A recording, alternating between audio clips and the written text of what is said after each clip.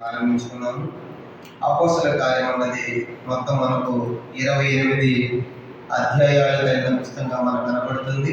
దీనిని 3 ప్రధాన భాగాలు విభజించుకొని మన ధ్యానాన్ని ప్రారంభించుకున్నాం.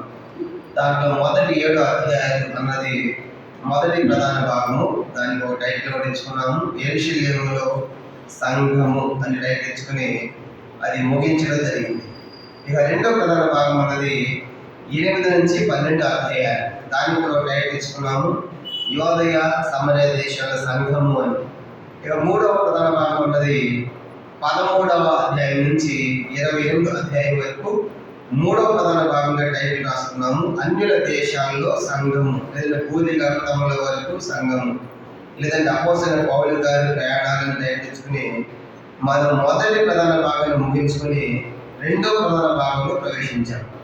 రెండో ప్రధాన భాగం ఉన్నది 8 నుంచి 12 అధ్యాయాలు అయితే గత వారం మనం 11 అధ్యాయాలు ముగించుకున్నాము. ఈరోజు 12వ అధ్యాయాన్ని ప్రారంభించుకుంటాం. అపోస్తల కార్యములు 12వ అధ్యాయం. మొత్తం మనకు 25 వచనాలు మనకు కనబడుతున్నాయి. 25 వచనాలు. దీనిని 4 భాగాలుగా విభజించుకొని మనం ఈ ధ్యానాన్ని ప్రారంభిస్తాం. అపోస్తల కార్యములు 12వ అధ్యాయము మొత్తం 25 వచనాలు. దీనిని 4 పార్ట్స్గా 4 భాగాలుగా విభజించుకొని మన ధ్యానాన్ని ప్రారంభించుకుంటాం. దాంట్లో మొదటి 4 వచనాలు అన్నది మొదటి సంగతిగా రాసుకున్నాం. అపోస్తల కార్యములు 12వ అధ్యాయం మొదటి 4 వచనాలు మొదటి సంగతిగా రాసుకుందాము. దానికి ఒక టైటిల్ కూడా రాసుకుందాము, పేతురు బంధింపబడుట లేదా యాకోబు మరణించుట. 2 సంగతులు రాసుకోవచ్చు. 12వ అధ్యాయము మొదటి సంగతి, మొదటి 4 వచనాలు దానికి రాసుకునే టైటిల్ పేతురు బంధింపబడుట లేదా యాకోబు మరణించుట. 2 రాసుకోవచ్చు. 2 కూడా జరిగాయి. పేతురు బంధింపబడుట లేదా యాకోబు మరణించుట అని 2 సంగతులు రాసుకుంటాం. ప్రారంభిద్దాము. 12వ అధ్యాయం మొదటి 4 వచనాలు మొదటి సంగతి, పేతురు బంధింపబడుట లేదా యాకోబు మరణించుట. చదవండి. 12వ అధ్యాయం మొదటి వచనం. దాదాపు అదే కాలమందు రాజైన హేరోదు సంఘపు వారిలో కొందరిని బాధపెట్టకు బలాత్కారముగా పట్టుకొని యోహాను సోదరుని యాకోబుని ఖడ్గముతో చంపించాడు. 12వ అధ్యాయం మొదటి వచనం మనకు కనబడుతున్నాడు. దాదాపు అదే కాలమందు రాజైన హేరోదు సంఘపు వారిలో కొందరిని బాధపెట్టుకు బలాత్కారం పట్టుకున్నాడు. హేరోదు అని చూస్తాం. ఎవరి హేరోదు అని చూసినప్పుడు బైబిల్లో మనకి మత్తయి సువార్తలో కనబడతాడు కదా హేరోదు. యేసు ప్రభువారిని చంపాలనుకున్నాడు కనుక, అయ్యా రాజు, యూదుల రాజు పుట్టినవాడు ఉన్నాడంటే ఎక్కడంటే నేను తప్ప రాజు ఎవడు అన్నాడు. కనుక పుట్టాడు అనగనట్టయితే 2 సంవత్సరాల పిల్లలందరినీ చంపన్నాడే. ఆ హేరోదుకి హేరోదు మనవడు. ఆ హేరోదుకి మనవడు అన్నమాట. కాబట్టి మత్తయి సువార్తలో యేసు ప్రభువారిని చంపాలి అనుకున్న ఆ హేరోదుని ఏమంటారంటే ఆయన మొదటి హేరోదు అంటారు, మహా హేరోదు అంటారు. ఆయనకి 10 మంది భార్యలు. ఎవరి భార్యలు? ఆ మొదటి హేరోదుకి 10 మంది భార్యలు. అతన్నే మహా హేరోదు లేదా మొదటి హేరోదు అంటారు. 10 మంది భార్యలు. వారిలో మరియమ్నే అరిస్తోబులు అనే భార్య భర్తలకు మరియమ్నే అరిస్తోబులు అనే వాళ్ళు పుట్టినవాడే ఈ యొక్క హేరోదు అన్నమాట. కాబట్టి ఇప్పుడు మత్తయి సువార్తలో మనకు కనబడే హేరోదు ఇతనికి ఏమవుతాడు చెప్పండి. ఇప్పుడు తాత అవుతాడు. ఆయనేమో తాత, ఈయన మనవడు, ఆయనేమో తాత.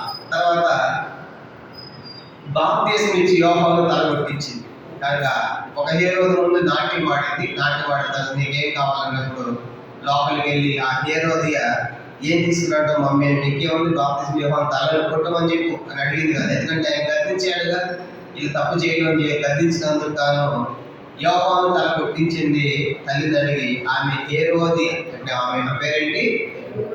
ఆమె ఈ హేరోదుకి సొంత చెల్లి, సహోదరి అన్నమాట. ఏ హేరోదుకి? అపోస్తలుల 12వ అధ్యాయంలో కనబడే హేరోదు ఇప్పుడు మనకి ఆమె ఏమవుతుంది? సొంత సహోదరి, చెల్లిగా అక్కగా అవుతుంది అనమాట. అంటే మత్తయి సువార్తలో కనబడే హేరోదుకి ఈమె మనవరాలు. ఎవరు? యోహాను. బాప్తిస్మం ఇచ్చి యోహాను తల కొట్టించింది ఆమె హేరోది, ఆమె మనవరాలు. అపోస్తలుల 12వ అధ్యాయంలో కనబడే ఈ హేరోదు మనవడు అన్నట్టు గుర్తుపెట్టుకోవాలి. కనుక బాప్తిస్మం ఇచ్చి యోహాను తల కొట్టించిన ఆమె మొదటి హేరోదుకి ఏమవుతుంది? మనవరాలు. ఆ మనవరాలు ఈయనేమో మనవడు అంటే ఇది సొంత అక్క చెల్లి లేదా అన్న తమ్ముళ్ళు, అన్న చెల్లెలు అనమాట. గుర్తుపెట్టుకోవాలి. మత్తయి సువార్తలో కనపడే హేరోదుకి ఈయన మనవడు. తర్వాత బాప్తిస్మం యోహాను తల కొట్టించింది ఆమె ఇతని సొంత సహోదరి అనమాట. అంటే ఆయన పుట్టినటువంటి సంతానములు మనవడు మనవరాలు వీళ్ళిద్దరిని గుర్తుపెట్టుకోవాలి. తర్వాత మనం గుర్తుపెట్టుకోవాల్సిన సంగతి ఏంటంటే ఆ రీతిగా మత్తయి సువార్తలో కనబడే హేరోదేమో ఎవరు చంపాలనుకున్నాడు చెప్పండి? ఎవరు చంపాలని ఆలోచించాడు? యేసు ప్రభువుని చంపాలి. అందుకే 2 సంవత్సరాల పిల్లలందరూ చంపమన్నాడు. ఎందుకంటే యేసుని చంపలేకపోయాడు కానీ చాలా మంది పిల్లలు చంపాడు. అందుకే రామాలు అంగలార్పు వినబడిందని చూస్తాం. అంటే హేరోదు, ఆ మొదటి హేరోదు తాతేమో చాలా మందిని చంపించాడు. తర్వాత మనవరాలు హేరోదు ఏం చేసింది? ఎవరు చంపించింది? బాప్తిస్మం యోహాను తల నుండి యోహాను చంపించింది మనవరాలు. ఇప్పుడు మనవడు ఏమని చెప్పాడంట? 12వ అధ్యాయం 2వ వచనం, అపోస్తలుల కార్యం 12:2, యోహాను సహోదరుడు యాకోబుని ఖడ్గముతో చంపించింది. ఇప్పుడు మనవడు ఏమని చంపించాడంట? యాకోబుని చంపించాడు. అంటే హేరోదు కుటుంబం అంతా అందరిని ఏం చేయడం? అందరూ చంపటమే. తాత చంపటమే, మనవరాలు చంపటమే, మనవడు చంపటమే. అర్థమైందా? కాబట్టి గుర్తుపెట్టుకోవాలి. అయితే ఆ తాత యేసుని చంపలేకుండా చాలా మంది పిల్లలు చంపాడు. మనవరాలేమో మరి బాప్తిస్మం ఇచ్చి యోహాను తల కొట్టి సాయం చేయించింది. మనవడేమో అపోస్తుడైన యోహాను, 12 మంది యేసు శిష్యుల్లో ఒకడైన యోహాను ఈయన చంపించాడు. గుర్తుపెట్టుకోవాలి. కాబట్టి ఇప్పుడు అపోస్తలుల కార్యములు 12వ అధ్యాయం కనబడే హేరోదు ఎవరంటే ఆ మొదటి హేరోదుకినా మనవడని గుర్తుపెట్టుకోవాలి. అయితే ఈయన ఏ ప్రాంతాలకు రాజు అయిన చదివినప్పుడు ఈయన ముఖ్యంగా 4 ప్రాంతాలకు రాజుగా ఉన్నాడు. మనం హేరోదు చూడండి. కొత్త నిబంధన కాలం పాలస్తీనా మ్యాప్ చూడండి. నా మ్యాప్ చూపిస్తాను, అందరూ చూడండి. ఈ అపోస్తలుల కార్యములు 12వ అధ్యాయం కనబడే హేరోదు ఏ ప్రాంతాలకు రాజు ఒకసారి ఇక్కడ మ్యాప్ చూడండి. ఈ మ్యాప్ లో కింద మనకు యోదయ కనబడుతుంది కదా. యోదయకు రాజు, ఆ పైన గలిలయకు రాజు, ఆ తర్వాత సమరయకు రాజు, తర్వాత పెరయ అని కనబడుతుంది. ఈ 4 ప్రాంతాలు రాజు అన్నమాట. యోదయ, సమరయ, గలిలయ. యోదయ పక్కనే పెరయలో ఉంది. కాబట్టి గుర్తుపెట్టుకోవాలి. యోదయ, పెరయ, సమరయ, గలిలయ ఈ 4 ప్రాంతాలకు రాజు ఎవరు? మనవడైన హేరోదు. కాబట్టి ఆ 4 ప్రాంతాలకు రాజుగా ఉన్నాడు. అది గుర్తుపెట్టుకోవాలి. అయితే ఈ హేరోదు అంటే మనవడు ఏం చేశాడంటే యేసు ప్రభు శిష్యుల్లో ఒకడైన 12 మందిలో ఒకడైన అపోస్తలుడైన యాకోబుని చంపించాడు. అపోస్తలుల కార్యం 12వ అధ్యాయం మొదటి 2 వచనాలు. దాదాపు అదే కాలం ముందు రాజైన హేరోదు సంఘపు వారిలో కొందరిని బాధ పెట్టడం బలత్కారంలో పట్టుకొని యోహాను సహోదరుడు యాకోబుని ఖడ్గముతో చంపించింది. కానీ 12 మంది శిష్యులు ఒక శిష్యుడైన యోహాను ఖడ్గముతో చంపించాడు. ఎందుకు? ఏం నేరం చేశాడు? ఏం నేరం లేదు కనుక వట్టిగానే. అర్థమైందా? అయితే అక్కడ చంపితే వీళ్ళు క్రైస్తవాన్ని ప్రకటిస్తున్నారు కాబట్టి వీళ్ళని చంపితే యూదుల ద్వారా నాకు మంచి పేరు వస్తుందని చంపించాడు అన్నమాట. కాబట్టి యూదుల ఓట్లని నాకే పడితే ఉద్దేశంతో చంపించాడు. ఇప్పుడు ఆలోచించండి, యేసు శిష్యుల్లో ఒకడైన యాకోబు ఖడ్గముతో చంపబడ్డాడు. ఇప్పుడు చనిపోవడం అనేది కొంచెం బాధాకరమైన సంగతే కదా. కనుక చంపబడటం అంటే కొంచెం ఇది విచారంతో బాధతో కూడిన సంగతి. ఖడ్గముతో చంపిస్తే ఆలోచించండి, ఇప్పుడు శిష్యులు చనిపోవడానికి సిద్ధపడుతున్నారు. అపోస్తలుల కార్యం వచ్చినప్పటికీ శిష్యులు చనిపోవటానికి సిద్ధపడ్డారు. సువార్తల్లో యేసు ఉన్నప్పుడేమో చిన్నపిల్లలాగా ప్రవర్తించారు. యేసు ఉన్నప్పుడు అంటే మత్తయి, మార్కు, లూకా, యోహాను 4 సువార్తల్లో ఈ శిష్యులు చిన్నపిల్లల మైండ్ ఉన్నట్టుగా మనం చూస్తాము. కనుక ఉదాహరణగా చిన్నపిల్లల మైండ్ అని ఎట్లా చెప్పగలం అంటే యేసులో వారు వెళ్తా ఉంటే ఒకసారి శిష్యులందరూ యేసు వెనకాల వెళ్తా ఉన్నారు. వెనకాలంటే యేసులో ముందు ఉన్నాడు, శిష్యులు వెనకుండి ఈ శిష్యులు అనుకుంటారు మనలో ఎవడు గొప్ప, నువ్వు గొప్ప నేను గొప్ప, నువ్వు గొప్ప నేను గొప్ప అని మాట్లాడుకుంటా ఉంటారు. యేసు సైలెంట్గా ఉండి ఆ ప్రాంతానికి వెళ్ళిన తర్వాత అందరిని పిలిచి మీరు ఏ మాట్లాడుకున్నారు వెనకాలని అడుగుతాడు. అందరూ సైలెంట్ అయిపోతారు, ఎవరు చెప్పారు అన్నమాట. అంటే శిష్యులు మొదలైన వాడే, నాది బీటెక్, నాది హైటెక్, లోటెక్, ఎవరుకున్నా నీకంటే నేను గొప్ప. అర్థమైందా? శిష్యులు కూడా తక్కువేం కాదు, కానీ వాళ్ళు వాదించుకుంటా ఉన్నారు, ఎవరు గొప్ప ఎవరు గొప్ప అంటే ఎవరు గొప్ప అయితే ఏమనుకోవట్లా. కనుక నీకంటే నేను గొప్ప అని మాట్లాడతాడు. ప్రభు అన్నాడు, ఒక చిన్న బిడ్డ నిలబెట్టన్నాడు, మీరు ఈ చిన్న బిడ్డల వంటి వారు అయితేనే పరలోక రాజ్యంలో గొప్పవాడని ప్రభు చెప్పాడు. అంటే చిన్న శిష్యుల మనస్తత్వం చూడండి, ఎవరు గొప్ప అంటే అర్థం ఏంటి? చిన్న పిల్లలాగా ప్రవర్తిస్తున్నారు. కనుక మనం కూడా కొన్నిసార్లు మీకంటే నేను గొప్ప, నేనంటే ఏమనుకున్నావు, ఇక్కడ సొంత ఇల్లు ఉంది, అర్థమైందా? బస్తీలు, కాబట్టి నేను గొప్ప అనుకుంటాను. కనుక ఇక్కడ రకరకాల నీకంటే ఎక్కువ చదువున్నాను, నీకంటే ఎక్కువ చదువున్నారు, నేను గొప్ప అనుకుంటాను. కానీ అతిథిగా చిన్నపిల్లల మనస్తత్వాలు సువార్తలు కనబడతాయి. ఇంకోటి, యేసురావు శిష్యుని ఓడెక్కించాడు, సముద్రం పడవెక్కించిన తర్వాత అందరి పోమన్నాడు, ప్రభు ప్రార్థనలో ఉన్నాడు. ఈ ఓడ పడవ మధ్య సముద్రం మధ్యకి వెళ్ళిపోయింది. పెద్ద గాలి తుఫాన్లో వస్తామంటే యేసురావు సముద్రం నడుచుకుంటూ వెళ్తా ఉన్నాడు. యేసురావు చూసి పోతాం గ్యాప్ వేస్తామంటే భయపడద్దు నేనే అన్నాడు. అప్పుడు పేతురు ఏమన్నాడంటే, నీవే అయితే నేను కూడా నీళ్ళ మీద నడిచి వస్తాను, ప్రభు నడుస్తుంది, నేను కూడా నడుస్తాను అన్నాడు. చిన్నపిల్లలు అంతే కదా, కనుక నీ వ్యక్తి మనం నేను కూడా ఇస్తామండి, కనుక నేను కూడా నడుస్తాను. పేదలు కూడా నువ్వు నడిచి నేను కూడా నడుస్తాను, నడవమన్నాడు. అంటే సువార్తల్లో శిష్యుల యొక్క తత్వం అంతా చిన్నపిల్లల తత్వం, చిన్నపిల్లల మైండ్ లాగా ప్రవర్తించారు. తర్వాత సిలివేసినప్పుడు అందరూ ఏమైపోయారు? అందరూ పారిపోయారు.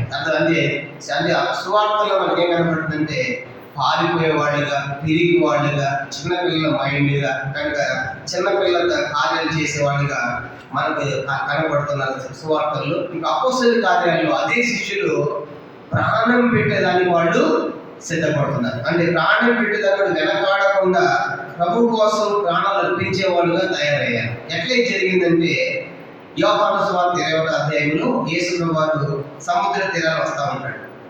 ఈ శిష్యులను యేసును వదిలిపెట్టి చేపలు పడటానికి పోయారు. చేపలు పడటానికి పోతే రాత్రంతా ప్రయాసపడ్డానికి ఒక చేప కూడా వాళ్ళకి పడలేదండి. యేసు వారు ఆ దగ్గర నడుచుకుంటూ వెళ్తా ఉంటే అప్పుడు సముద్రంలో చేపలు ఉన్నాయంట. యేసు వారు, ప్రభా నా శిష్యులు తిరిగేవే, ఒక్కడన్నా నా నీతో పాటు చూడు, ఒక్కడ నీ మాటలు ఉన్నాడు, అందరూ వచ్చి చెప్పారుగా, మాకు ఏ ప్రభా నీ పని నేను చేస్తా ఉంటాను. సముద్రంలో చేపలు యేసుతో మాట్లాడినాడు. అప్పుడు చేపలు నేను, ప్రభు నువ్వు చెప్పలేదు కదా, అందుకని రాత్రులంతా వలేస్తూ ఉంటే ఇక్కడ వలేసి ఇది తప్పించుకున్నావు కనుక మేము వల్లేకపోలేదు, నువ్వు చెప్తేనే వల్లేకపోతాం, కాబట్టి నువ్వేం చెప్తావు నీ మాట మేము వింటామని చేపలు అన్నాయి. చేపలు వేసుకోబోతా అంటా ఉంటే వింటారు చేపలు, వింటాము అంటే ఒక డిప్పులు ఉన్నాయన్నప్పుడు ఈ చేపలు ఏం చేసినాయంటే ఎగురుకుంటూ వచ్చేసి ఆ నిప్పులు ఏర్పడండి, మీరు ఆహారంగా మారండి, వాళ్ళకి బుద్ధి రావాలన్నట్టు. అప్పుడు సముద్రం చేపలు ఎగురుకుంటూ వచ్చేసి ఆ నొప్పుల మీద పడిపోయి అవి ప్రాణాలు అర్పించడిపోయి చేపలు వినేలేదు దేశం అన్నమాట. ఇప్పుడు యేసు వాళ్ళు శిష్యులు యేసుని గుర్తుపట్టారు. తర్వాత పేతురు అమ్మో ఆయన ప్రభువుని గుర్తుపడతాడు, ఇంకా సముద్రం బయటకు వస్తాడు, ఆహారం లేదంటారు. అప్పుడు యేసు ఆ కాల్చబడిన చేపలని ఇంకా ఎగురుకుంటూ వచ్చి ఆ చేపలు ఇచ్చి వాళ్ళు తింటా ఉన్నప్పుడు ఈ ప్రశ్న అడిగాడు, పేతురు వీరి కంటే నువ్వు నన్ను ఎక్కువగా ప్రేమ, వీరి కంటే అంటే సముద్రం కంటే, వల కంటే, దోర కంటే, ఈ శిష్యులందరికంటే ఎక్కువ ప్రేమిస్తున్నావా అంటే ధైర్యంగా చెప్పలేకపోయాడు. ఎందుకు ప్రేమించలేదుగా, బుద్ధి సిరిపోయాడుగా, నీకే తెలిసిన ప్రభు అని 3 సార్లు ప్రశ్నించి అప్పుడు ప్రభు చెప్పాడట, మీరందరూ నా మాట వినలేదు, కానీ ఈ చేపలు నా కోసం నా మాట విని మీరు నా కోసం ఏం పెట్టాయితావా, ప్రాణాలు పెట్టి అన్నప్పుడు ఆ చేపలు తింటా వెక్కి ఏడ్చారట. ఎవరు? శిష్యులందరూ కూడా. అప్పుడు తీర్మానం చేసుకున్నారు, ప్రభా ఇక చావైనా బ్రతికైనా ఈ చేప ఎట్లా ప్రాణం పెట్టిందో నీ కోసం మేము అలా చనిపోవడానికి సిద్ధపడతామని నిజమైన మారు మనసు అక్కడ పొందారు. యోహాను సువార్త దేశాడుతుంది మనకి అపోస్తలుల కార్యం చెరసాలలో వేసిన యేసు ప్రకటించకుండా వాళ్ళు చెరసాలలో వేసిన, బంధకాలు వేసిన, దెబ్బలు కొట్టిన మేము ఈ నామాన్ని బట్టి ప్రకటించకుండా ఉండలేము అని చెప్పేసి, అంటే ఇప్పుడు చిన్నపిల్లల తత్వాలతో ఉన్న శిష్యులు ఏ స్థాయికి వచ్చారు? ప్రాణము పెట్టే స్థాయికి వచ్చారు. అది ఇప్పుడు 12వ అధ్యాయంలో ఈయన చంపబడ్డాడు. 12 మందిలో ఒకటైన యాకోబు ఖడ్గముతో చంపబడ్డాడు. దీన్ని బట్టి మనకి ఏమర్థమవుతుంది? మన కుటుంబాల్లో కూడా మరణాలు వస్తాయి. మన కుటుంబాల్లో కూడా మరణాలు వచ్చినప్పుడు ఏ దేవుడు మాకు ఈ మాటలు ఇచ్చాడు, మా అమ్మని తీసేశాడు, మా నాన్న తీసేశాడు, మా బిడ్డను తీసేశాడని మనం దేవుని మీద సనకూడదు, కొనకూడదు. దేవుని సంకల్పాలు ఎంతో గొప్పగా చూస్తాం. ఇక్కడ యాకోబునేమో చంపబడ్డాడు, కింద పేతురు గారు బంధించబడి చంపబడి విడుదల పొందాడు. పన్నెండాన్ని బంధించాలి పేతురు గారిని కూడా. పేతురు విడుదల పొందాడు, చంపబడ్డాడు, విడుదల పొందాడు. ఇదేంటి మరి? యాకోబు చంపించాడు దేవుడు, పేతురుని విడిపించాడు కాబట్టి అది యాకోబు చెడ్డవాడా, పేతురు మనుషుడిని విడిపించాడా అని అనకూడదు మనం. అర్థమైందా? కనుక యాకోబుని చంపించడం దేవుని చిత్తమైంది. పేతురు చెరసాలలో విడిపించబడడం కూడా దేవుడు ఎవరి విషయంలో ఎలాగూ ఆయన ప్రణాళిక సంకల్పం ఉంటుందో మనకు తెలియదు. ఉదాహరణగా అపోస్తలుడైన పౌలుకి సువార్త చెప్పింది ఎవరు? చెప్పండి. అపోస్తలుడైన పౌలు గారికి సువార్త చెప్పింది ఎవరు? యేసు ప్రభువే. ఆయన ప్రత్యక్షమయ్యాడు, వెలుగులో ప్రత్యక్షమై నీవు హింసించుతున్న యేసు అంటే డైరెక్ట్ సువార్త పౌలుకి యేసు చెప్పాడు. మరి నపుంసకు సువార్త చెప్పారు, నపుంసకునికి సువార్త చెప్పారు, ఫిలిప్పు చెప్పాడు కదా. మరి ఇదేంటి? ప్రభు ఆయన ప్రత్యక్షం వచ్చా అంటే దేవుని సంకల్పాలు ఎవరి విషయం ఎలా ఉంటాయి మనకి తెలియదు. అదే సువార్త యేసు డైరెక్ట్ గా పౌలు చెప్పాడు, అదే సువార్త నపుంసకుడికేమో ఫిలిప్పు ద్వారా చెప్పించాడు. ఇక్కడేమో యాకోబుని చంపించాడు, పేతురు గారిని విడిపిస్తాడు. దేవుని సంకల్పాలు మనకు అర్థం కావు. అందుకే మనము అట్లా ఉన్నప్పుడు దేవుడు అన్యాయం చేశాడు కదా, ఆయన చంపించాడు కాబట్టి విడిపించాడు కదా, కాబట్టి అతను మంచివాడితో చెడ్డవాడనే ప్రశ్నలు మనము వేసుకోకూడదు. అక్కడ అలా ఇప్పుడు యాకోబు చంపబడ్డాడు. దీని కూడా మనకి ఏమర్థమవుతుందంటే ఇప్పుడు శిష్యులు ప్రభు కోసము ప్రాణించే స్థాయికి ఎదిగారని మనం గుర్తుపెట్టుకోవాలి. చూడండి 2వ వచనం, యోహాను సహోదరుడు యాకోబుని ఖడ్గముతో చంపించారు. ఇప్పుడు యాకోబు ఎవరైనా చెప్పుకున్నాము? యాకోబు ఎవరు? యేసు ప్రభు వారి 12 మంది శిష్యుల్లో ఒకడైన అపోస్తలుడైన యాకోబు. 12 మంది శిష్యులు ఉన్నారు కదా, ఆ 12 మంది శిష్యుల్లో ఒక శిష్యుడు అపోస్తలుడు, 12 మంది అపోస్తలుడు ఈయన యాకోబు, ఈయన్ను చంపించాడు. తర్వాత గుర్తుపెట్టుకోవాలి, మీకు డౌట్లు వస్తాయి. అపోస్తలుల కార్యం 12:2లో ఖడ్గముతో చంపబడి యాకోబు ఎవరంటే అపోస్తలుడైన యాకోబు అని చెప్పాలి. 12 మందిలో ఒకడైన అపోస్తలుడైన యాకోబు అని గుర్తుపెట్టుకోవాలి. 3వ వచనం, ఇది యూదులకు ఇష్టమైన కార్యమని తెలుసుకొని పేతురును కూడా పట్టుకొని ఆ దినములు పులిన రొట్టెల పండుగ దినములు అతను పట్టుకొని చెరసాలలో వేయించి పస్కా పండుగ పిమ్మట ప్రజలకు అతని తేవాలని ఉద్దేశించి అతనికి కావాలంటకు 4 చతుష్టముల సైనికులకు అతన్ని అప్పగించాను. ఇప్పుడు ఇతను యాకోబుని చంపించేశాడు, అయిపోయింది. నెక్స్ట్ పేతురు ఎవరు పట్టుకున్నాడు, చెరసాలలో పెట్టాడు. నెక్స్ట్ గా ఎవరు చంపాలి? రెండోసారి పేతురు గారు. ఎందుకు పెట్టాడంటే అది పస్కా పండుగ దినాలంట కనుక ఆ దినం తర్వాత పస్కా పండుగ వస్తుంది అనమాట. పస్కా పండుగ ఎందుకు చెప్పాలనుకుంటున్నాడు? ఈ అపోస్తలులందరికీ పెద్దవాడు ఎవరు చెప్పండి? పేతురు గారు పెద్దవాడు కాబట్టి ఆ పస్కా పండుగ ఎంతమంది వస్తారు? పస్కా పండుగ ఎంతమంది వస్తారు? అపోస్తలులు 2:5 ఆకాశం కింద నుండి ప్రతి జనములో నుండి వచ్చిన యూదులు ఉన్నారు. పస్కా పండుగ అంటే పస్కా పండుగ ప్రపంచంలో యూదులంతా ఎక్కడికి వస్తారు? యెరూషలేము వస్తాడు. అంటే అందరినీ పేతురుని చంపిస్తే ఈయన చాలా పెద్ద ఓడి బ్యాంక్ వస్తాయి అనమాట. కనుక శబాష్. కనుక యూదులందరికీ క్రైస్తవ వ్యతిరేకులు కదా, యూదులందరికీ క్రైస్తవ వ్యతిరేకం కాబట్టి మా మతానికి వ్యతిరేకంగా ప్రకటిస్తారు కాబట్టి కనుక ఇతను ఓట్లు వేస్తారన్న ఉద్దేశంతో ఎక్కువ మంది ఉన్నప్పుడు చంపాలని, యూదులతో మంచి కార్యం చేసి అనిపించుకోవాలని ఆ పస్కా పండుగ వెంబడి చంపాలని చేస్తాలో పెట్టాడు. అదనమాట పస్కా పండుగ వెంబట అతని ప్రజలందరూ తేవాలని చెప్పేసి 4 చతుష్టముల సైనికులు అంటే 14 అంటే 16 మంది సైనికుల మధ్య బంధించాడు. చెప్పండి, ఎంతమంది సైనికుల మధ్య బంధించబడ్డాడంట? 16 మంది. ఇప్పుడు ఎందుకు పస్కా పండుగ రోజు పస్కా పండుగ ఎందుకు చంపాలనుకున్నాడు చెప్పండి? పస్కా పండుగ చాలా మంది యూదులు వస్తారు కాబట్టి ఎక్కువ మందిలో చంపితే యూదులందరూ నాకు సపోర్ట్ ఉంటుంది ఇప్పుడు కూడా. అందుకే అందరూ ఉన్నప్పుడు చంపాలని చెరసాలలో పెట్టాడు. ఎంతమంది సైనికులు అంట? 16 మంది సైనికుల మధ్య అప్పగించబడ్డాడు. 16 మంది కావలి కాస్తున్నారు పేతురు గారి కోసం. చూడండి 5వ వచనం, పేతురు చెరసాలలో ఉంచబడిన సంఘం అయితే అతని వరకు అత్యాశక్తితో దేవునికి ప్రార్థన చేయుచుండెను. ఇప్పుడు యాకోబు చంపబడ్డాడు, సంఘానికి తెలుసు. నెక్స్ట్ పేతురు గారు కూడా చెరసాలలో ఉన్నాడు, చంపబడడానికి సిద్ధంగా ఉన్నాడు.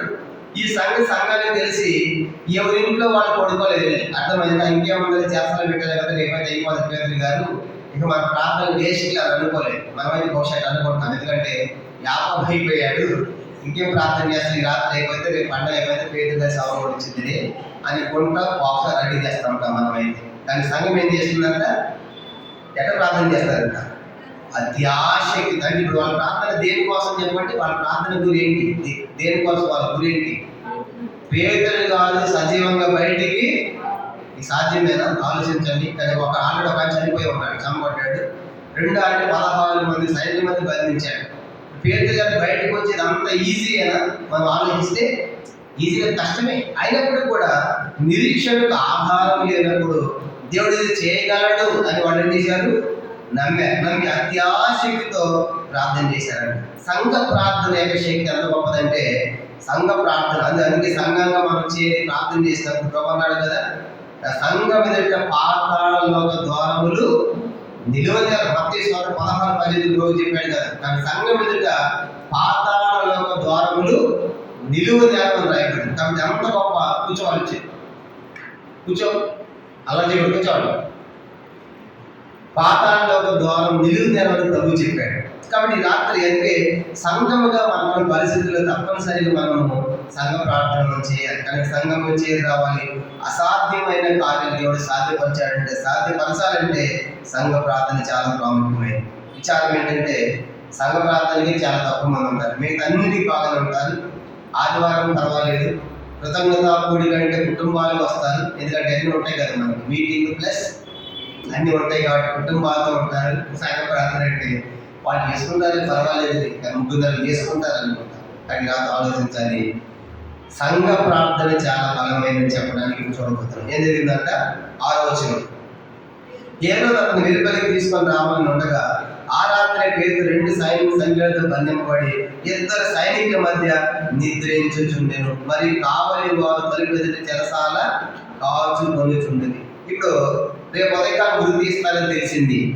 ఈ రాత్రి ఆ వ్యక్తి నిద్రపోతాడా చెప్పండి, ఎవరైనా? రేపు శిక్ష పడుతుంది. రేపు ఈ రోజే నీకు లాస్ట్, రేపు ఉదయం 6 గంటలకు గురి అన్నారనుకోండి, ఈ రాత్రి ఆయన పరిస్థితి ఎట్లా ఉంటుంది? ఎవరైనా సరే నెమ్మదిగా ఉంటాడా, ప్రశాంతంగా నిద్ర పడిందా? కానీ పేదలు ఎట్లా ఉన్నాడంట, హ్యాపీగా నిద్రపోతున్నాడు. ఇదేంటి పేదలు గారికి అంటే, పేదలు గారు చనిపోవడానికి ముందే పేదలు గారు తెలుసు. ఎట్లా? యేసు చెప్పాడు యోహాను సువార్త 21వ అధ్యాయం. ఇప్పుడు ముందే చెప్పాడు, నువ్వు ముసలివాడా బతుకుతావు అని ముందే చెప్పాడు. యోహాను సువార్త 21వ అధ్యాయం 18వ వచనం యోహాను సువార్త. అందుకే ఆయన చనిపోవడానికి సగం పేదలు గారు కూడా తెలుసు కాబట్టి హ్యాపీగా ప్రశాంతంగా నిద్రపోతున్నాడు. యోహాను సువార్త 21వ అధ్యాయం 18వ వచనం 21-18. యేసు నా గొర్రెలని మేపుము, నీవు ఎవరివై వెళ్ళినప్పుడు నీ అంతటి నీవే నడుము పట్టుకొని నీకు ఇష్టమైన చోటికి వెళ్ళుచుండి, నీ ముసలివాడమైనప్పుడు నీ చేతులు నువ్వు చాచుతూ వేరొకడు నీ నడుము పట్టి నీకు ఇష్టం కాని చోటుకి నిన్ను మోసుకొని పోన నిద్రించేగా చెప్పుతున్నారు. అంతే చెప్పి నువ్వు ముసలివాడమైన తర్వాత ఉంటావు అంటే, నువ్వు ముసలివాడమైనా ఉంటావు.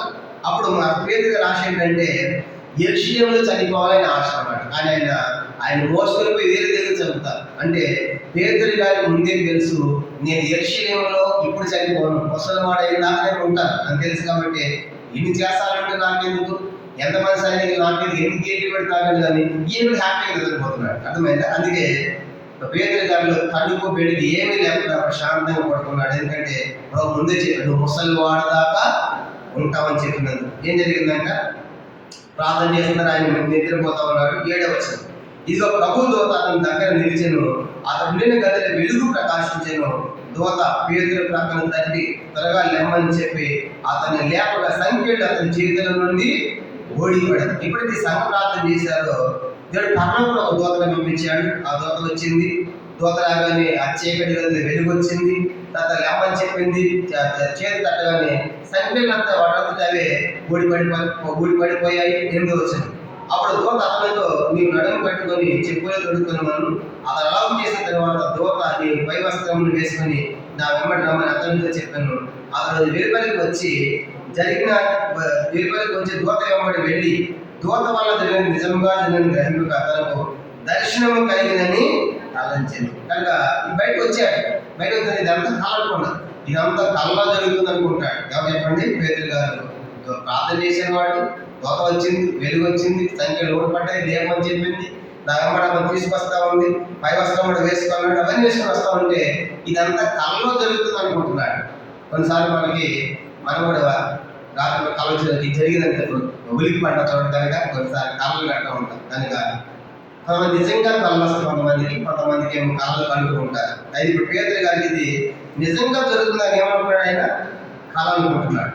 తర్వాత చూడండి 10వ వచనం, మొదటి కావలిని రెండవ కావలిని దాటి పట్టణములకు ఇనుప గౌరి ఎందుకు వచ్చినప్పుడు దానంతటా అదే వారికి తెచ్చుకొని వారు బయలుదేరి ఒక వీధి దాటినట్టు దూత అతన్ని విడిచి పోయాను.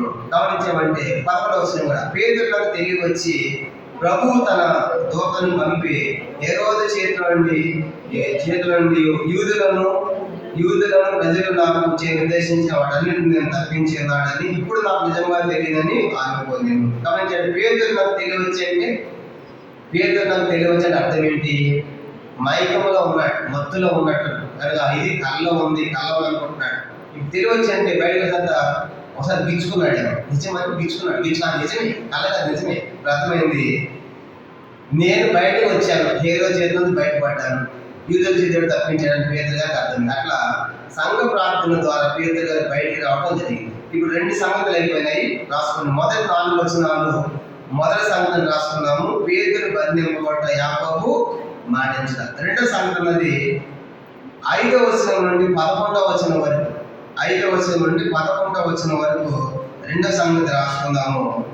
దేవుని శక్తి ప్రబలుట.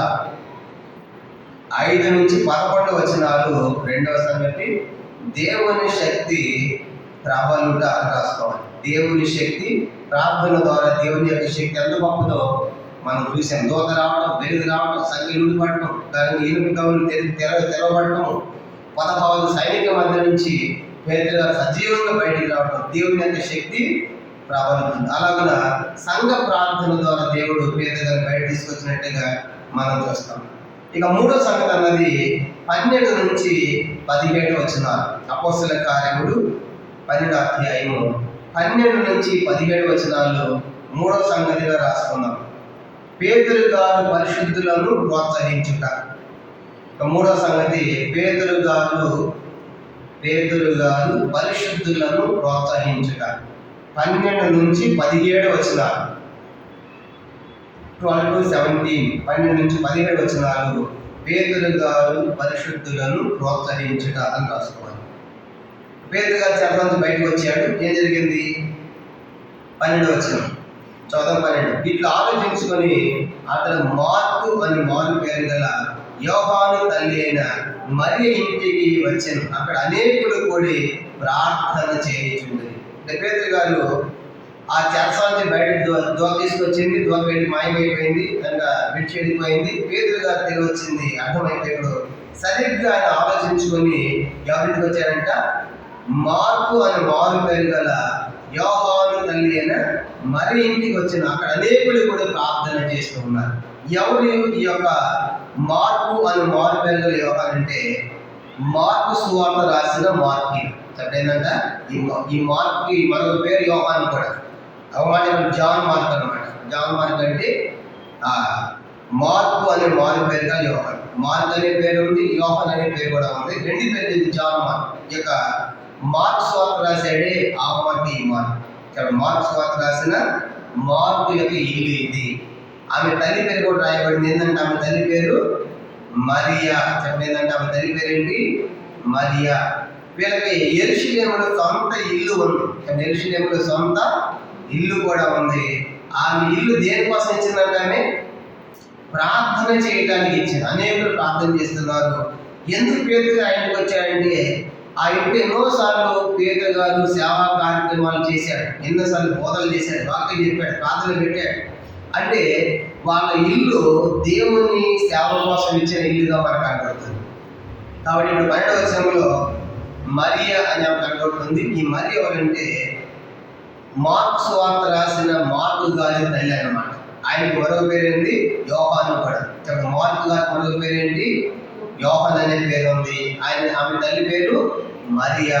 వాళ్ళ యెరూషలేములో సొంత ఇల్లు ఉంది. ఆ సొంత ఇంట్లో పేతురు ఎన్నోసార్లు వచ్చేసి ఆరాధన సేవా కార్యక్రమం జరిగించేవాడు. అందుకే ఇప్పుడు అనేకులు కూడా అక్కడ ప్రార్థన చేస్తూ ఉన్నారు. ప్రశ్న ఏంటంటే, యాకోబుని చంపించారు, అలాంటి పరిస్థితుల్లో మన ఇంట్లో ప్రార్థనలు ఇస్తామా? మన ఇంట్లో ప్రార్థన జరుగుతుంది అనుకోండి, అదో అక్కడ చంపించారు యోహాన్, మా ఇంటికి వస్తారేమో అని ప్లీజ్ అని ఏమనుకోదన్నా, మా ఇల్లు ఖాళీ చేయాలని ఎక్కడ చూసుకోవాలంట మనం అయితే కదా. ఎందుకంటే ఎక్కడి మీదకి వస్తారు. నిజంగా ఇది ఎంత భక్తిగల కుటుంబం అంటే, యోహాన్ని కానీ మరియ కానీ ఆల్రెడీ ఒక యోహాన్ని చంపించినప్పటికి కూడా ఆ ఇంట్లో ప్రార్థన చేస్తున్నారంటే అర్థం ఏంటి? వాళ్ళు దేవుని కోసం తెగించారు. అంటే మాకు ఏమైపోయినా పర్వాలా, కాబట్టి జరిగిన పర్లా, ఇక్కడ దేవుని సేవ కార్యక్రమాలు జరగాల్సిందే అని దృఢ నమ్మకంతో నిశ్చిత ఉన్నారు. కాబట్టి అక్కడ వాళ్ళు ప్రార్థన ఇచ్చారు. చెప్పండి, ఇప్పుడు ఈ మార్క్ ఎవరైనా చెప్పుకున్నాము? ఈ మార్కు సువార్త రాసిన మార్కు గారే ఈ మార్కు.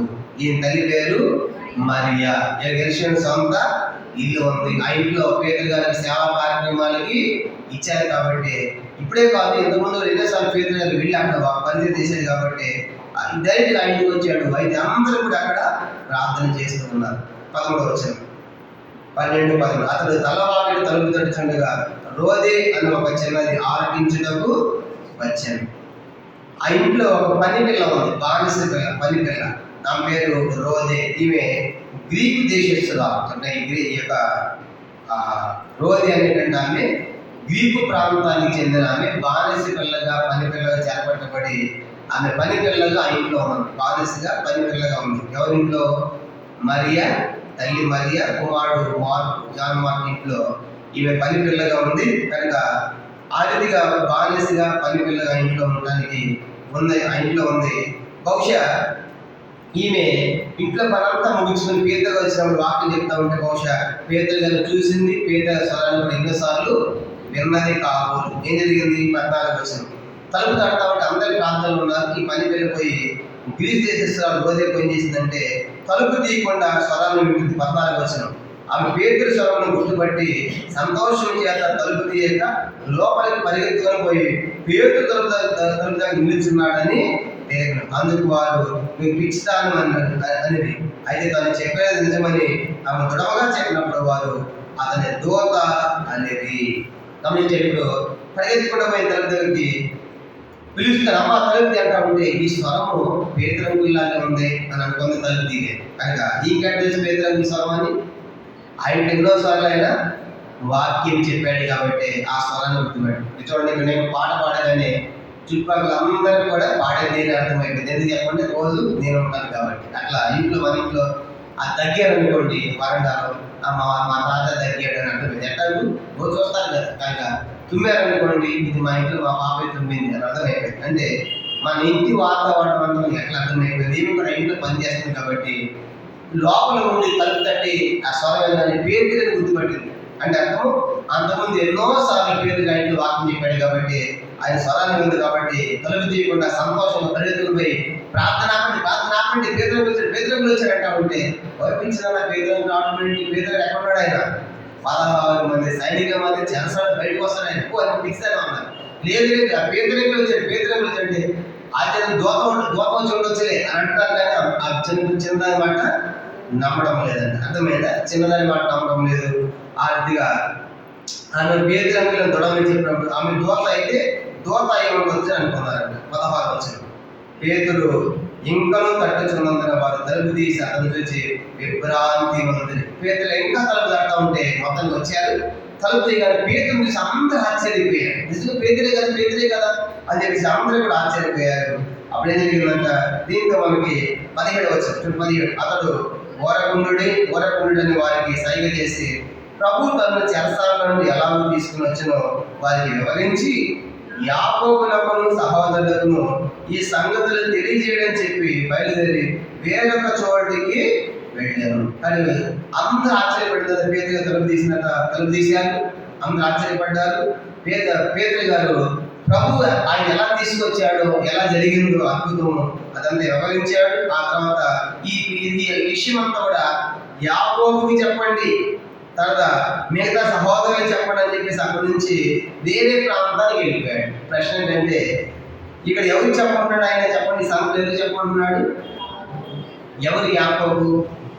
ఆల్రెడీ యాకోబు ఏమైపోయాడు చెప్పండి. ఆల్రెడీ యాకోబు చంపబడ్డాడు. ఎవరు చంపబడి యాకోబు ఎవరని చెప్పుకున్నాము? 12 మంది అపోస్తలుల్లో ఈ యాకోబు ఎవరంటే యేసు వారి యొక్క సొంత తమ్ముడు. యాకోబు ఎవరు? యేసు వారి యొక్క సొంత తమ్ముడు. ఈయన యెరూషలేము సంఘానికి అధ్యక్షుడు. యెరూషలేము సంఘానికి అధ్యక్షుడు. బైబిల్ యాకోబు పత్రిక ఉంది కదా, యాకోబు పత్రిక కూడా రాసింది ఈయనే.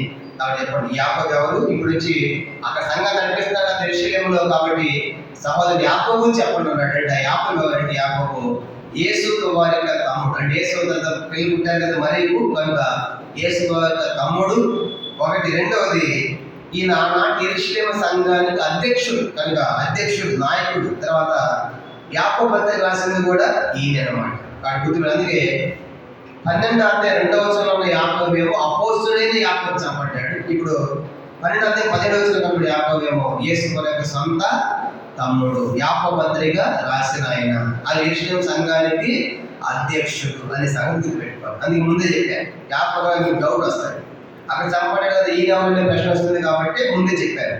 కాబట్టి ఈ యాకోబు యేసు యొక్క తమ్ముడు ఒకటి. రెండు, యెరూషలేము సంఘానికి నాయకుడు, అధ్యక్షుడు. తర్వాత మూడవది యాకోబు పత్రిక కూడా రాసింది కూడా ఈయనే అని గుర్తుపెట్టుకోవాలి. కాబట్టి అందుకే ఆ సంఘ యాకోబు చెప్పారు అనుకోండి, సంఘ అధ్యక్షుడు కదా అందరూ చెప్తారు కాబట్టి ఆయన చెప్పమని చెప్పేసి అక్కడ నుంచి పేతురు గారు వేరొక చోటకి వెళ్ళిపోయాడు. ఏం జరిగింది?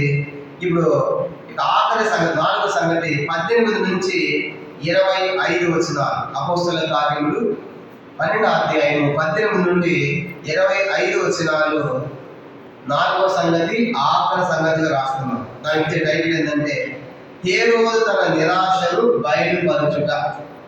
హేరోదు తన నిరాశను బయలుపరచుట అని రాసుకున్నాం.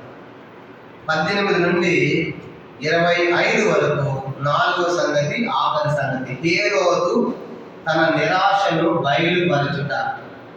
చూడాలి, హేరోదు తన నిరాశను బయలుపరచుట. చూద్దాము 18వ వచనం. తెల్లవారుగానే పేతురు ఏమాయను అని సైనికుల్లో గలిబిలి ఎంత అంతా కాదు. 19. హేరోదు అతని కోసం ఎదగినప్పుడు అతను కనబడుతుందన్న కావాలి వారిని విమర్శించి వారిని చంప ఆజ్ఞాపించింది. అటు తర్వాత హేరోదు యోదయ నుండి కైసరైకి వెళ్ళి అక్కడ నివసించింది. ఆ తెల్లవారు సమయానికి పేతురు లేడు, సైనికులంతా గలిబిలి. కానీ ఏమయ్యాడు కనుక వేసైతే ఉన్నాయి, తాళం వేసేటప్పుడు సైనికులు అక్కడే ఉన్నారు. కానీ ఏమైతే తెలియదు. మొత్తానికి వాళ్ళు వెతికితే దొరకలేదు కాబట్టి మీరందరూ ఏం డ్యూటీ చేశారు అని వీళ్ళందరూ చంపమన్నాడు హేరోదు. అర్థమైందా? కాబట్టి ఆ దినాల్లో అంత స్ట్రిక్ట్ రూల్స్ ఉండే అనమాట. కనుక అతిగా వాళ్ళు చంపని ఆజ్ఞాపించాడు. అప్పుడు హేరోదు యోదయని ఎక్కడ పోయాడు? ఆయన కైసరైకి వెళ్ళాడు. అక్కడ యోదయలో ఉన్నవాడు ఆయన కైసరైకి వెళ్ళాడని చూస్తాం. చూడండి, కైసర ఎక్కడ జ్ఞాపకం కనబడుతుంది. ఇది యెరూషలేము, యోదయ దేశము. దీని పైన కైసరే కనబడుతుంది. ఇది యోదయ దేశంలో యెరూషలేము. దీని పైన యోదయ నుంచి ఆయన కైసరి పైకి వెళ్ళాడు అనమాట. కనుక యోదయ నుండి కైసరైకి వెళ్ళి అక్కడ ఉన్నాడు. మీకు బైబిల్లో కొత్త నిబంధన కాలం పాలస్తీనాన్ని జ్ఞాపకం చూడాలంటే కూడా మీకు ఇంకా క్లియర్ కనబడుతుంది. అక్కడ 3వ జ్ఞాపకంలోనే యోదయ నుండి, యోదయ ఎక్కడ కనబడుతుంది? యోదయ కింద ఉంది కదా డౌన్లో, యోదయ కింద ఉంది. సమరయ పక్కన కైసర కనబడుతుంది, పైన కైసరే అన్నమాట. కనుక యోదయ నుంచి ఆయన పైన కైసరికి వెళ్ళి అక్కడ హేరోదు ఆ కైసరిలో ఉంటున్నాడు. కనుక కైసరికి వెళ్ళాడు. ఏం జరిగింది? యోదయ నుండి కింద ఉన్న యోదయ నుండి పైన ఉన్నటువంటి కైసరికి వెళ్ళి అక్కడ ఆయన నివసిస్తున్నాడు. ఏం జరిగింది చూద్దాం. చూడండి 20 వచనం, 12వ అధ్యాయం 20 వచనం. తూరీల మీదను సీదోనీల మీదను అతను అత్యాగ్రహం కలిగినందున వారు ఏక మనసుతో రాజు వద్దకు వచ్చి అంతఃపురమునకును పై విచారణకర్తకు గ్రాస్తును తమ పక్షంగా చేసుకుని సమాధాన పడవాలని వేడుకుని, ఎందుకనగా రాజు యొక్క దేశం నుండి వారి దేశంలో గ్రాసము వచ్చుచుండెను. తూరీలు సీదోనీలు అది కూడా మ్యాప్లో చూడండి కనబడుతుంది. ఈ మ్యాప్లో కూడా అందరితో అక్కడ కింద యెరూషలేము అనమాట. కనుక కింద యెరూషలేము, పైన కైసరయ, తూరు కనుక తూరు, ఇక్కడ సీదోను. తూరు సీదోను ప్రాంతాలు. ఈ తూరు సీదోను ప్రాంతాల్లో కైసరయలో హేరోదు ఉన్నాడు.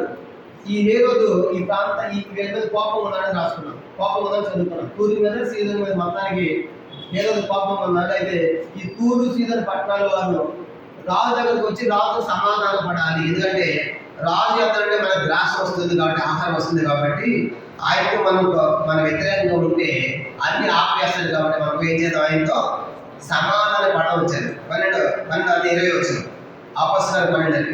తూరీయుల మీదను సీదోనీయుల మీద అతనికి అత్యాగ్రహం కలిగినందున, అంటే మొత్తానికి ఏం జరిగిందో మనకు తెలియదు కానీ ఆ ప్రాంతాల వాళ్ళ మీద హేరోదుకు అత్యాగ్రహం, కోపం వచ్చిందంట. అందుకు వాళ్ళు ఏక మనసు రాజు వద్దకు వచ్చి అంతఃపురం వైవచక్రత రాజును తమ పక్షంగా చేసుకుని సమాధాన పడవలని వేడుకున్నారు. మొత్తానికి అప్పుడు నుండి సీదో నుంచి ఆ ప్రాంతాల వచ్చాయా, అక్కడ బ్లాస్ అనేటువంటి ఒక వ్యక్తిని కలుసుకున్నారు.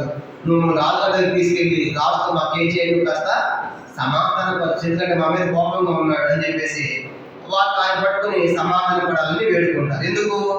ఎందుకనగా రాజు యొక్క దేశము నుండి వారి దేశమునకు గ్రాసం వచ్చిన రాజు దేశంతో ఆహారం పోవాలి. ఇప్పుడు సమాధానం పడలేదు అనుకోండి, ఏం చేస్తారు, రాజుకి ఏం ఆపేస్తారండి. మనం కూడా అంతే, మనకి ఇష్టం లేకపోతే కట్, ఇష్టమైతే అన్ని చేస్తాం, ఇష్టం లేని మొత్తం బంద్ అనమాట. ఇప్పుడు ఏం జరిగిందంటే ఈ రాష్ట్రానికి అసమాధానం ఉంటే అక్కడి నుంచి వాళ్ళకి ఆహారం గ్రాసం రావాలి కాబట్టి ఇది ఆపేశారు కాబట్టి పోయి ఎక్కడైతే సమాధానం పడుకుందామని ఆ తూర్పు ప్రాంత వాసులు, సీదోను ప్రాంత వాసులు వచ్చి ఇక్కడ ఒక వ్యక్తిని బ్లాస్ అని కలుసుకుని మధ్యవర్తికి పెట్టుకుని సమాధానం పడవాలని రాజు దగ్గరికి వచ్చారంట. ఎందుకంటే అక్కడి నుంచి ఆహారం ఆపేయకుండా ఉండి నిమిత్తమై ఏం జరిగింది, 21 వచ్చిన 12:21 చదవండి. నియమింపబడిన దినమందు హేరోదు రాజవస్త్రం ధరించుకొని న్యాయపీఠం మీద కూర్చుండి వాళ్ళని ఉపన్యాసం చేయగా జనులు ఇది దైవ స్వరమే కానీ మానవ స్వరము కాదని కేకలు వేసి మొత్తం వచ్చారు. ఆ దినం వచ్చింది, ఆయన సింహాసనం ఎక్కాడు, న్యాయపీఠం మీద కూర్చున్నాడు, రాజవస్త్రాలు వేసుకున్నాడు. హేరోదు కనుక ఎవరి హేరోదు, మొదటి హేరోదుకి మనవడని చెప్తారు కనుక సింహాసనం ఎక్కాడు, కూర్చున్నాడు. కనుక ఆయన ప్రసంగం చేస్తా ఉంటే అందరి కింద నుంచి ఏమన్నారంటే, రాజా నువ్వు రాజు కాదు, నువ్వు దేవుడిలాగా ఉన్నావు అన్నాడు. ఎందుకంట ఇది మానవ స్వరం కాదు, ఏ స్వరం అంట, దైవ స్వరమే అన్నాడు. అంటే అర్థమేంటి, అయ్యా నువ్వు మాకు మానవుడిలాగా రాజులాగా లేవు, మాకు దేవుడిలాగా ఉన్నావు, అంటే నువ్వే మాకు దేవుడు అన్నాడు. అప్పుడు రాజు ఏమన్నాడు, ఇంకే రోజు నేను దేవుడు అవుతాడు, నేను ఒక మనిషిని కొన్ని ప్రాంతాలకి రాజు అనాలి కదా. అప్పుడు ఏం చేశాడంటే ఒక అవతారం ఎత్తి శబాష్ వెరీ గుడ్ నేను దేవుడిని అని కాలు పెట్టుకున్నాడు. ఎవరు ఇప్పుడు, దేవుడు. ఎందుకంటే వాళ్ళు ఎందుకు పొగుడుతారు చెప్పండి. ఇప్పుడు వాళ్ళు పొగుడుతున్న ఉద్దేశం ఏంటి, వాళ్ళ దేశానికి ఏం కావాలి అంటే పొగిడితే ఏం చేస్తాడు, పొగిడితే ఆ పాపం అంతా పోయి శబాషం పెంచుకుంటాడు కదా. మనం కూడా అంతే కదా, ఎవరెవరి దానికి ఏమైనా పొందాలనుకోండి వాళ్ళకి అది బాగా గ్యాస్ కొట్టాలన్నమాట. నువ్వు మంచోడు, నువ్వు మంచి అన్నదాన్ని అన్ని తెప్పిస్తే కానీ అప్పుడు ఎవరైనా అట్టంటూ ఉంటారు. అంటే మనందరికీ పొగడ్తలు అంటే చాలా ఇష్టం కదా. పొగడ్త ఇష్టం ఎవరు కూడా చెప్పండి. ఈ పొగడ్త నువ్వు వాకింగ్ బాగా చెప్తా ఉన్నారు అనుకోండి, నేను కాళ్ళకి పెట్టుకుంటాను, అది నా ఇష్టం. మీరు మంచోళ్ళు అనుకోండి, మీరు కాళ్ళకి పెట్టుకుంటారు. ప్రతి ఒక్కరు బలమే ఉంటారు అన్నమాట. అర్థమైందా? ఇప్పుడు ప్రశ్న ఏంటంటే గుర్తుపెట్టుకోవాలి, పొగిడిన వాళ్ళు బాగానే ఉన్నారు, గుర్తుపెట్టుకోవాలి. యేసు చెప్పాడు, ఒక దూతను పంపించాడు. చూడండి ఏదో వచ్చినాము, అతడు దేవుని మహిమపరచనందున వెంటనే ప్రభు దూత అతను వస్తే కనుక అతను పురుగులు పడి దేవుడు పక్కన దూతను పంపించాడు. ఏ రోజు వాడు దేవుడిని ప్రకటించుకుంటున్నాడు. వాళ్ళందరూ దేవుడు అంటా ఉంటే నేను దేవుడిని కాదయ్యా, నేను ఒక మనిషిని రాజని చెప్పవలసిన వాడు శబాష్ అన్నట్టుగా దేవుడని హెచ్చించుకున్నాడు. అతను కనుక నేను రాజుని మనిషిని చెప్తే కనుక వదిలిపెట్టు, లేకపోతే వాడు మొత్తాన్ని ఒక దూతను పంపించాడు. దూత రెడీగా ఉంది ఎవరి మీద, ఏ రోజు మీద. ఇప్పుడు ఏ రోజు ఏం చేయాలి చెప్పండి. ఎప్పుడైతే ఆ మాట అన్నారు, అయ్యా ఇది నువ్వు మాట్లాడుతూ ఉంటే మాకు మనుషుల్లాగా లేదు దేవుడిలాగా ఉన్నావు అనగానే వెంటనే ఏ రోజు దేవుని మహిమపరచాలని అర్థం ఏంటి, తను తాను మహిమపరుచుకున్నాడు, హెచ్చించుకున్నాడు, రాజు దేవుడు ప్రకటించుకున్నాడు. వెంటనే దూతం అవుతుంది, అక్కడికక్కడ పురుగులు పడి చనిపోయాడు. ఇప్పుడు ప్రశ్న ఏంటంటే, పొగిడిన వాళ్ళు ప్రశాంత ఇంటికి వెళ్ళాడు, పొగిడించుకున్న వాడు సమాధికి వెళ్ళాడు. చెప్పండి, పొగిడిన వాళ్ళేమో ఇంటికి వెళ్ళారు, పొగిడించుకున్న వాడేమో సమాధికి వెళ్ళాడు. ప్రశ్న ఏంటంటే ఇప్పుడు మనం పొగడాలా పొగిడించుకోవాలా చెప్పండి. పొగడాలా, పొగిడితే మంచిదా, పొగిడించుకునేది మంచిదా? అది రెండు మంచిది కాదు. మనం ఎవరిని పొగడకూడదు, ఎవరిని పొగుడుతారు అనుకోండి. చెప్పండి, పొగుడుతారంటే అర్థం ఏంటి? నిన్ను పొగుడుతున్నారంటే నిన్ను సమాధికి పంపిస్తారు. అర్థమైందా? పొగుడుతున్నారు ఇప్పుడు అదే కదా. ఆయన పొగిడి ఎక్కడ పంపించారు? ఏ రోజుని సమాధి పంపించారు. అందుకే ప్రభు అన్నాడు కదా, మనుషులు మిమ్మల్ని కొనియాడినప్పుడు మీకు శ్రమ. ఇప్పుడు మనుషులు మనం కొనియాడితే మెచ్చుకుంటే పొగిడితే ఏంటంటే మనకి శ్రమ. కాబట్టి అందుకే మనం పొగడ్తలకు ఇష్టపడకూడదు, ముఖస్థుతి చేయకూడదు. ఏదైనా పొందడానికి వాళ్ళ దగ్గర కనుక వాళ్ళ దగ్గరికి వెళ్ళి ముఖస్థుతి చేస్తూ ఉంటాం కనుక అట్లా ముఖస్థుతి చేయకూడదు. యోగ గ్రంథం 32వ అధ్యాయం. యోగ గ్రంథం 32వ అధ్యాయము చూడండి, ఒక మాట చదువుతాం. యోగ గ్రంథం 32వ అధ్యాయం గమనించామంటే 21, 22 వచనాలు. యోగ గ్రంథం 32వ అధ్యాయము 21, 22 వచనాలు చదువుదాము. యోగ గ్రంథం 32, 21, 22 వచనాలు. మీరు దయచేసి వినుడి, నేను ఎవరిలో పక్షపాతనే ఉండను, నేను ఎవరికి ముఖస్థుతికి బిరుదులు పెట్టను. ముఖస్థుతి చేయడం నా చేత కాదు, అట్లా చేసిన ఎడల నన్ను ధరించిన వాడు నన్ను శీఘ్రముగా నిర్మూలన చేయి. భక్తుడు అంటాడు కదా, నేను ఎవరికి ముఖస్థుతికి బిరుదులు పెట్టను. ముఖస్థుతి చేయడం నా చేత కాదు, నేను ముఖస్థుతి చేయలేనయ్యా, ఆయన పొగడలేనయ్యా. ఎందుకంటే అట్లా చేస్తే జరుగుతుందండి. ముఖస్థుతి చేస్తే అట్లా చేసిన నన్ను సృజించిన వాడు నన్ను శీఘ్రం నిర్మూలము చేయి. కొంతమందికి మనకు అభిమానం ఉండవచ్చు, ప్రేమ ఉండవచ్చు, మంచి వాళ్ళు కాబట్టి పర్వాలేదు. కనుక అభిమానం ప్రేమ ఉండడం తప్పేమీ కాదు. కానీ ముఖస్థుతి చేయడం అంటే దేని కూడా కొన్ని కలిపి నువ్వు దేవుడు అంటే దేవుడా ఏదో దేవుడున్నా చెప్పండి, దేవుడు కాదు కదా. కాబట్టి ఆయన మాట్లాడే దేవుడిలాగా ఉందా, నువ్వు మాట్లాడేది గాడిలాగా ఉంది అనుకోవాలి. కనుక అదే రాజు కదా కాబట్టి దేవి సలమాని కానీ కాళ్ళు పెట్టుకుని నేను దేవుడిని మహిమపరచలేదు దేవుడిని. కాబట్టి ఇప్పుడు దేవుని మహిమపరచాలి. దేవుడు మనకేం అర్థమవుతుందంటే, మనల్ని ఎవరైనా పొగుడుతున్నారంటే అర్థం ఏంటంటే మనల్ని సమాజం పంపించాలని రెడీగా ఉన్నారు. అందుకే గుర్తుపెట్టుకోవాలి. దాన్ని పొగుడుతూ ఉంటే మీరే పొగిడేసేటాడు మొట్టమొదట. నాకంటే నువ్వే చాలా పరిస్థితి మనం చెప్పండి, మీరే పొగడండి అంటే అర్థం మరి వాళ్ళు పంపిస్తారు అనమాట. కానీ రాత్రి ఇంత సరదాగా అన్నా కానీ ఎవరిని పొగడకూడదు, మనం పొగిడించకూడదు. మనం పాడి పొగడవలసిందే మన ప్రభు అయిన యేసుక్రీస్తు. ఎందుకంటే ఆయన అనుకుంటు కాబట్టి అర్థమైందా. అయితే ఏ రోజున మనకు అర్థమవుతుందంటే అతడు పొగిడించుకున్నాడు. అయితే కొన్నిసార్లు మనుషులు ఎందుకు పొగుడుతారు? మనుషుల్ని ఒక వ్యక్తి ఆయన ఎందుకు పొగుడుతారంటే యోధా పత్రిక 1 అధ్యాయం ఉంది కదా, 16వ వచనం. యోధా పత్రిక 16వ వచనం చూడండి. ఎందుకు మనుషులు పొగుడుతారంటే యోధా పత్రిక 16వ వచనం అందరూ కలిసి, వారు తమ దురాశల చెప్పున నడుచుచు లాభము నిమిత్తం మనుషులను కొనియాడుచు సనుగు వారును చాలండి. కనుక లాభము నిమిత్తం మనుషులను కొనియాడుచు అని పైన ఆదేశి కింద పుట్టినట్టు కింద ఏమన్నా ఆదేశి కింద ముఖస్థుతి చేయొచ్చు అంటే అట్లా లాభము నిమిత్తం మనుషులను ముఖస్థుతి చేయొచ్చు. అర్థమైందా? ఎందుకంటే మనుషులను ముఖస్థుతి చేసే దేనికోసం అంట లాభం. ఏదో వాళ్ళ దగ్గర నుంచి ఆశించాలి, ఏదో మనం పొందాలి. కాబట్టి అది పొందాలంటే వాళ్ళు ఏం చేయాలి? కనుక వాళ్ళు కాస్త గ్యాస్ కొట్టాలి, పొగడాలన్నమాట. అప్పుడు అటు పొగిడితే వాళ్ళకి ఇష్టం.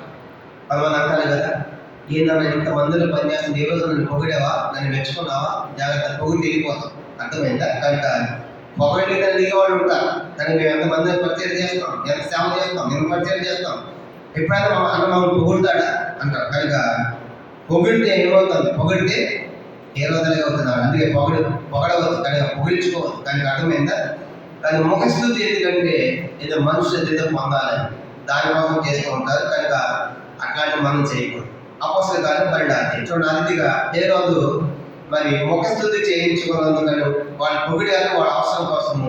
అని ఏ రోజు దేవుని మహిమపరచలేదు, తన దేవుని ప్రకటించుకున్నట్టుగా చేసినందుకని అది మొత్తపడి పురుగులు పడి చనిపోయాడు. 24 వచనం అపోస్తలుల కార్యం 12:24 దేవుని వాక్యం ప్రబలమై వ్యాపించుచుండెను. 25 బర్నబాయును సౌలును తమ పరిచర్య నెరవేర్చిన తర్వాత మారు పెరుగుల యోహాను వెంట పెట్టుకొని యెరూషలేము నుండి తిరిగి వచ్చేది. వీళ్ళు యెరూషలేముకి ఎప్పుడు పోయారు? 11వ అధ్యాయం 30వ వచనం. అపోస్తలుల కార్యం 11:30 చూడండి. అలా వాళ్ళు చేసి బర్నబాను సౌలును అను వారి చేత పెద్దల యొద్దకు దానిని పంపారు. అంతే వాళ్ళు ప్రవక్తలు చెప్పారు, కరువు వస్తా ఉంది యెరూషలేములో అని చెప్పినప్పుడు వాళ్ళంతా ఫండ్ కలెక్ట్ చేశారు, డబ్బు కలెక్ట్ చేశారు కదా. కలెక్ట్ చేసి ఎవరికి ఇచ్చారంటే అది సౌలుకి క్షమించండి, సౌలు బర్నబా అంత్యోక్య సేవ చేస్తూ ఉంటే వాళ్ళంతా ఫండ్ కలెక్ట్ చేసి ఎక్కడ పంపించారు ఆ డబ్బుని పెద్దలు ఎందుకు? యెరూషలేం పంపించారు. ఇప్పుడు ఏదంటే యెరూషలేం పోయారు వాళ్ళు, యెరూషలేం పోయి అక్కడ పెద్దలకు ఇచ్చేసారు. యెరూషలేం వస్తా ఎవరు తీసుకొచ్చారంట?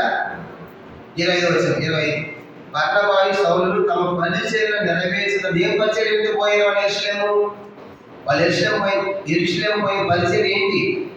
కలెక్ట్ చేసిన డబ్బంతా కూడా అక్కడ వాళ్ళకి ఇవ్వాలని పోయారు. యెరూషలేం పెద్దలకు పోయారు. కానీ 11:30 పోయిన తర్వాత ఆ డబ్బు ఇచ్చారు.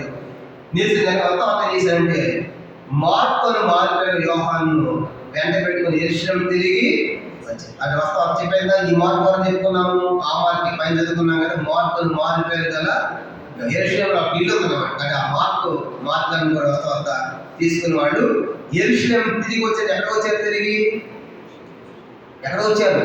వీళ్ళు పోయింది ఎక్కడి నుంచి? అంత్యోక్య నుండి పోయారు. దేనికోసం పోయారు? పన్నులు డబ్బు కలెక్ట్ చేసి తీసుకుని పోయారు. యెరూషలేం పోయి ఇచ్చింది మరి ఎక్కడికి వచ్చారు?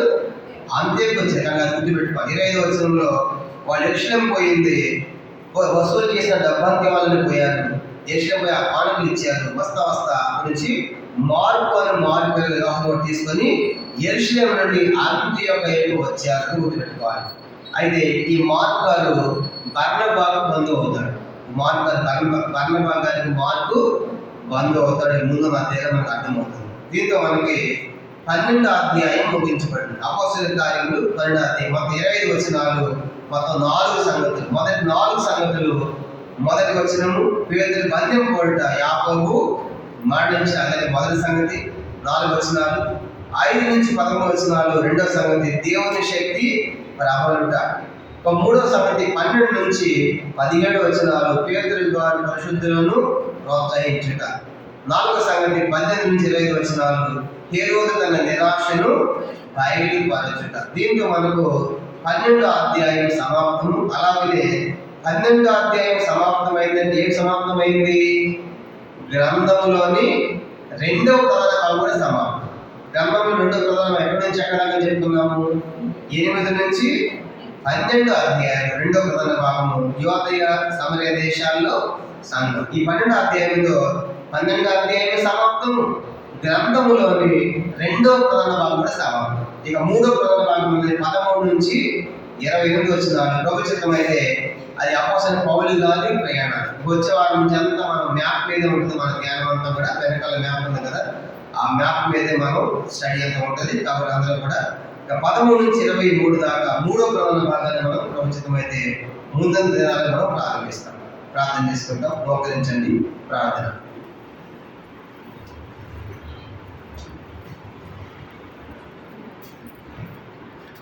ప్రార్థన చేసుకుంటాం.